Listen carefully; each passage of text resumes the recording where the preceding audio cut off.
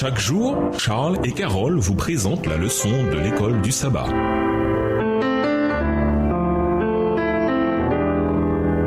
Bienvenue dans votre émission. Dieu nous parle. Nous voilà à la leçon de vendredi. Pour aller plus loin, en bannissant Satan du ciel, Dieu manifesta sa justice et soutint l'honneur de son trône. Mais quand, entraîné par la supercherie du grand apostat, l'homme eut péché, Dieu donna une preuve de son amour en livrant son Fils unique à la mort en faveur de l'espèce humaine. C'est au calvaire que le caractère de Dieu se révéla. La croix prouva à l'univers tout entier que la rébellion de Lucifer n'était nullement imputable au gouvernement de Dieu. Tout en proclamant à l'univers l'immutabilité de la loi, la croix du calvaire affirme que le salaire du péché, c'est la mort. Ce cri du Sauveur, expirant, tout est accompli, a sonné le glas de Satan. L'issue du grand conflit séculaire était désormais décidée et l'extirpation finale du mal assurée. Le Fils de Dieu est descendu dans la tombe, afin que, par la mort, il anéantisse celui qui a la puissance de la mort, c'est-à-dire le diable. Hébreux 12, verset 14. Extrait du livre La tragédie des siècles, chapitre 29, les pages 440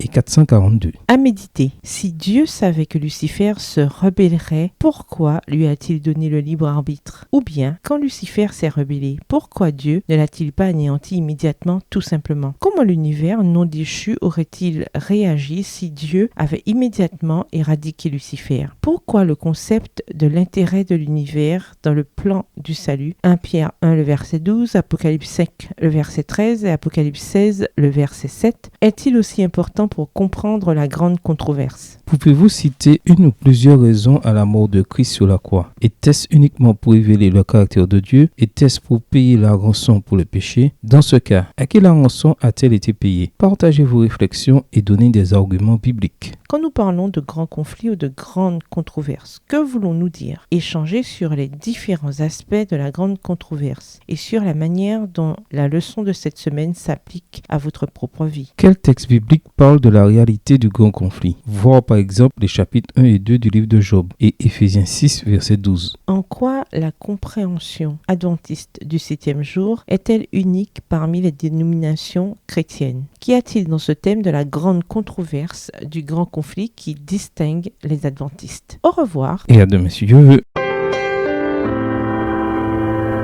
Dieu nous parle. Chaque jour, Charles et Carole vous présentent la leçon de l'école du sabbat.